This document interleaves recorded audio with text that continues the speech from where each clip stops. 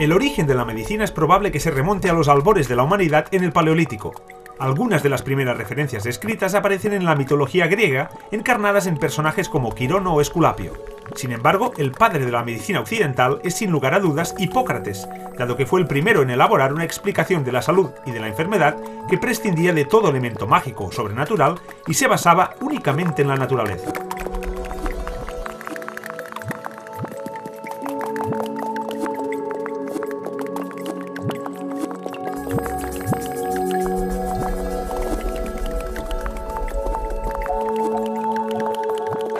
Desde entonces la medicina ha evolucionado muchísimo. Por ejemplo, un gran avance se produjo con el descubrimiento de los antibióticos que han permitido salvar muchas vidas. Pero actualmente la medicina vive una nueva revolución que es la terapia celular. ¿En qué consiste esta terapia? ¿Por qué se utilizan células madre? ¿Seremos los Frankensteins del siglo XXI? Para resolver todas estas dudas iremos a consultar a distintos especialistas de España. ¿Qué? ¿Me acompañáis? En la Universidad de Valladolid se encuentra una de las primeras salas que se hicieron en España para manipular las células madre y utilizarlas en la terapia celular. Uno de los responsables de esta sala es el doctor Javier García Sancho. Doctor García Sancho, ¿me podría explicar qué es la terapia celular? Bueno, pues la terapia celular consiste en usar células para restaurar la función perdida o dañada en lesiones extensas de los tejidos, ¿no? ¿Pero entonces, mediante qué procesos? Las células que se utilizan pueden ser bien células en el propio cuerpo, células madre adultas, o bien células embrionarias, digamos, diferenciándolas adecuadamente hacia el tejido que se quiere reparar, ¿no? ¿Por qué ha revolucionado la medicina? Bueno, pues porque ha encontrado un nicho en que no había una aplicación terapéutica válida. Podría ser parecido las aplicaciones a aquellas en que se utilizan trasplantes, pero el trasplante se puede hacer en una sección de la población muy restringida, ¿no? Hay alrededor de 1.200 donantes en España al año y cientos de miles de pacientes con enfermedades crónicas. Entonces tiene su nicho el utilizar y multiplicar células madre para tratar este tipo de enfermedades. ¿La terapia celular está empezando a dar ya algunos frutos en medicina? Sí, por supuesto, por ejemplo, las terapias hematológicas llevan ya pues 20 años de uso útil y algunos de los procedimientos de terapia celular nuevos, que se les llama ya procedimientos consolidados, se admite su utilidad terapéutica. Entonces esos incluyen, por ejemplo, el tratamiento con condrocitos para lesiones de la rodilla, o de otras articulaciones, los tratamientos con células del limbo corneal para úlceras de la córnea, los tratamientos con piel, por ejemplo, en los grandes quemados, y luego está en estudio otra serie de procesos, como por ejemplo los trasplantes de islotes pancreáticos o los tratamientos con células mesenquimales en varios procesos. Se encuentran ya, digamos, cerca de la terapéutica. Usted es el coordinador de la red de terapia celular. ¿Qué es y para qué sirve? Pues la red de terapia celular es un conjunto de grupos, ahora somos 27 en toda España, que trabajan en esta problemática y que son tanto grupos básicos, es decir, que estudian los mecanismos de la diferenciación, por ejemplo, o de la proliferación, etcétera, y como grupos clínicos, ¿no?, que tienen la pericia y la experiencia médica suficiente y necesaria, digamos, para llevar eso a la práctica, ¿no? Y entonces la idea principal de la red es lograr la traslación, digamos, del conocimiento básico hacia la clínica, hacia su aplicación, ¿no? Tiene también muy buena relación con la Sociedad Española de Terapia Génica y Celular, ¿no?, digamos, para extender los beneficios de terapia celular también a la terapia génica. De hecho, la terapia celular ya se aplica desde hace años en ciertas patologías. Para conocer esta realidad, me dirijo a uno de los lugares pioneros de España. Se trata del Hospital Clínic de Barcelona, donde he quedado con el doctor Enric Carreras.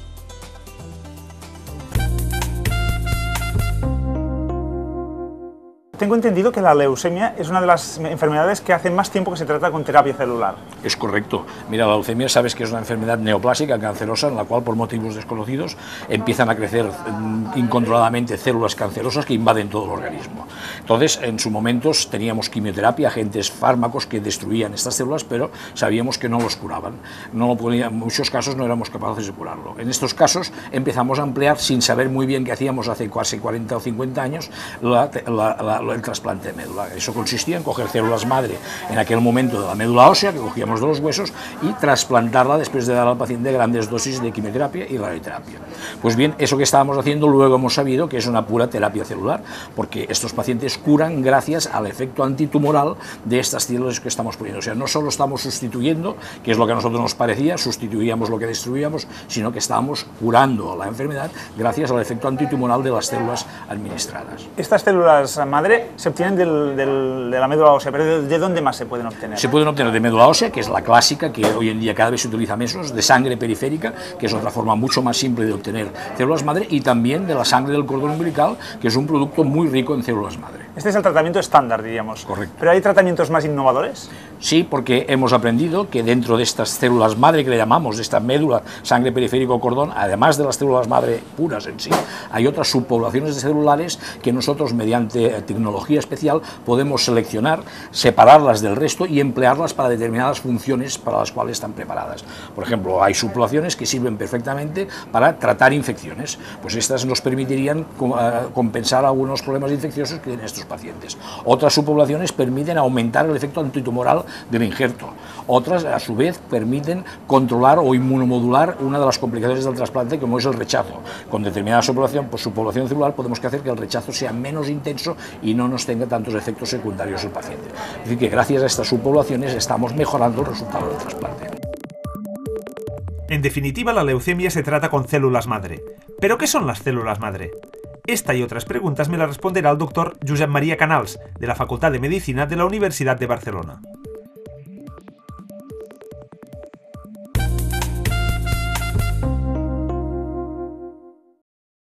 Doctor Canals, ¿me podría explicar, por favor, qué son las células madre?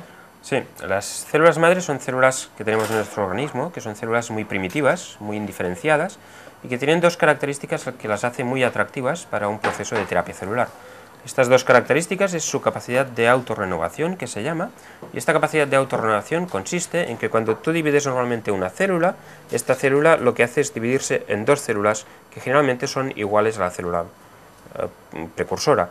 Pero en el caso de las células madre, como tú puedes ver aquí, cuando tú haces una división de una célula madre, obtenemos una célula que es igual que ella, que sería la célula madre, y tenemos otra célula hija, son las dos células hijas que teníamos de esta, y esta célula hija tiene la capacidad de diferenciarse a diferentes células de nuestro organismo. Que esto es la otra característica que la hace atractiva a la célula madre, porque tiene capacidad de diferenciarse a muchas células de nuestro organismo.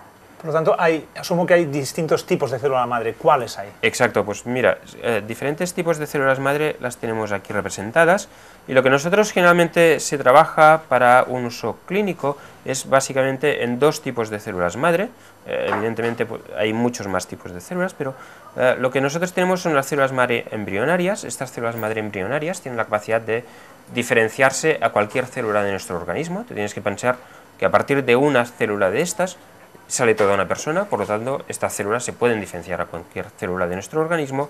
Y luego tenemos estas células que dan remanentes en ciertas zonas de nuestro organismo cuando somos adultos, y estos son lo que se llaman células madre adultas. Estas tienen capacidad de diferenciarse un poco más restringida a las células que componen el órgano de donde las sacas. Por ejemplo, ¿en qué órganos encontraríamos células madre? Hay variedad de órganos donde actualmente se pueden sacar células madre, ¿no? Por ejemplo, en el cerebro se pueden sacar también de la grasa, se pueden sacar del páncreas, se sabe que también hay células madre en el páncreas, en el hígado. Hay muchas zonas que actualmente, antes se pensaba que no, pero que actualmente ya se conoce que hay células madre en el adulto. Entonces, ¿cómo se utilizan estas células madre en terapia celular?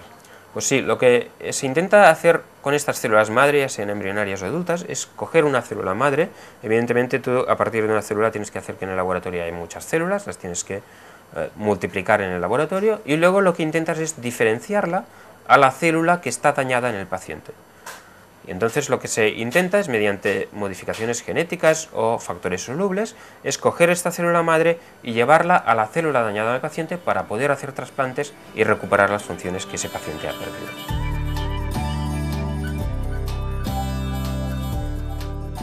De todos los tipos de células madre, las embrionarias son las más conocidas, porque han generado una gran polémica y debate moral.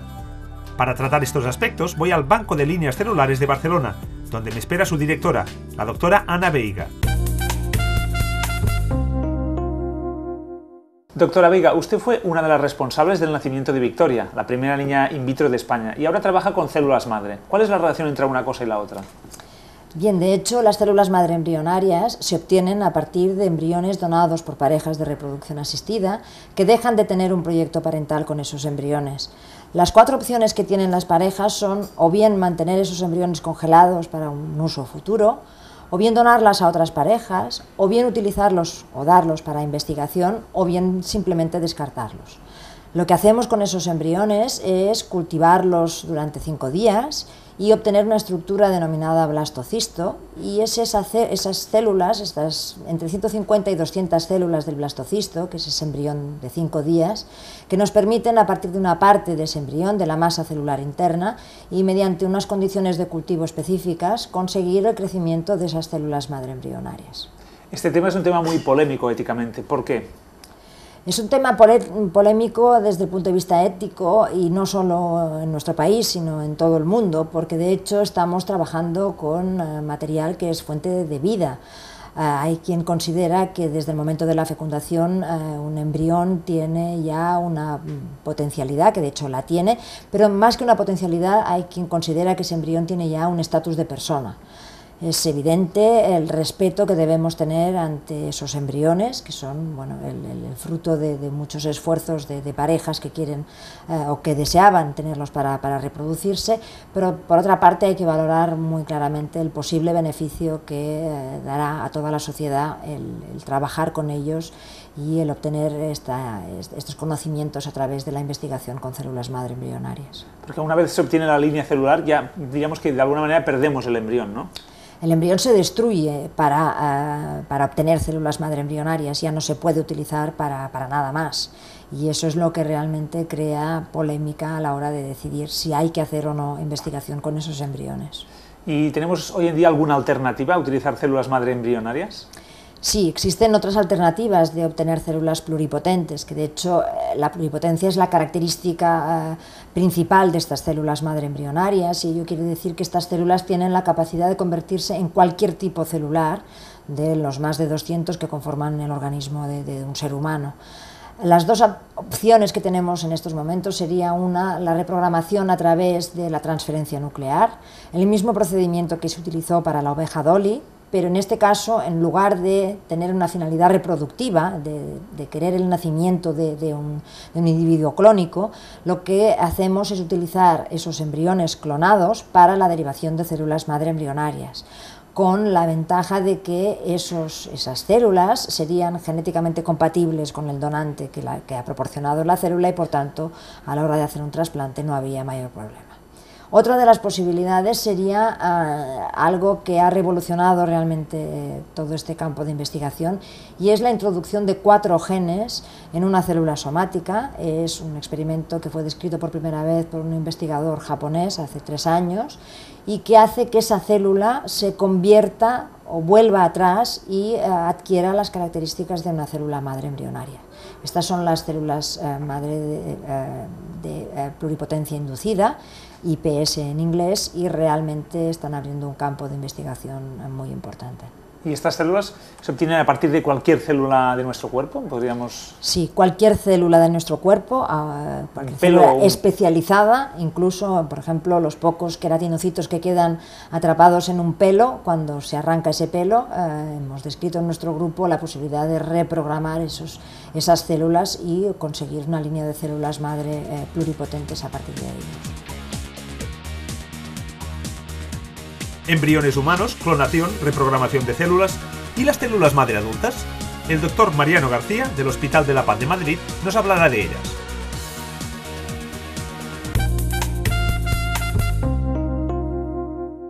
Doctor García, ustedes trabajan con células madre adultas. ¿De dónde las obtienen? Nosotros las obtenemos del tejido adiposo, de la grasa. Aquello que nadie queremos, de ahí las obtenemos, ¿no? Dentro del tejido adiposo hay una zona vascularizada. El tejido adiposo, aunque está menos vascularizado, hay vasos que lo irrigan. En los bordes de los vasos hay una región que llamamos básculo estromal, que es donde hay un grupo de células características de célula mesenquimal adulta. Célula madre mesenquimal adulta. ¿Cuáles son las ventajas y desventajas de trabajar con células madre adultas respecto a las células embrionarias? Nosotros trabajamos en un hospital. Una de las características que tienen las células madre embrionarias es la formación de teratomas. Entonces yo no puedo proponerle a un paciente un tratamiento en el que en el futuro pueda tener un alto porcentaje de posibilidad de tumor, de generarle un tumor, con lo cual las hemos descartado desde el principio en la terapia celular, para uso clínico. De desventajas de las células madre adultas, bien, tienen menos capacidad de diferenciación, no son totipotenciales en ningún caso, pueden ser multi o pluripotenciales en el mejor de los casos. Ventaja, no forman tumor, por lo cual sí puedo conseguir tratar a un paciente con una célula que le da una alta seguridad. Y también tengo entendido que colaboran con una empresa farmacéutica para producir fármacos en el futuro con terapia celular. ¿Por qué colaboran con esa empresa? Bien.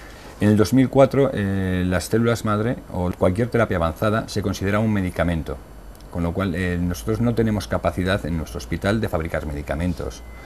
Y llegó una empresa, que en aquel momento se llamaba Genetrix, que luego pasó el nombre de Celerix, que nos propuso que ellos podían fabricarnos el medicamento. Le gustó nuestra idea, nuestra línea de trabajo y hubo una sinergia rápida entre ambos.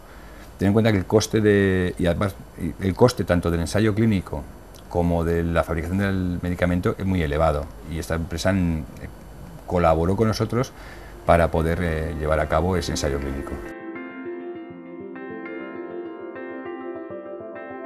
Además de las células madre del tejido adiposo, se pueden obtener células madre de muchos otros órganos y tejidos. El doctor Juan José Toledo nos explica otro caso. Buenos días, doctor Toledo. Pérez, buen día. ¿Cómo ¿Qué está? estamos? Venga, toma asiento.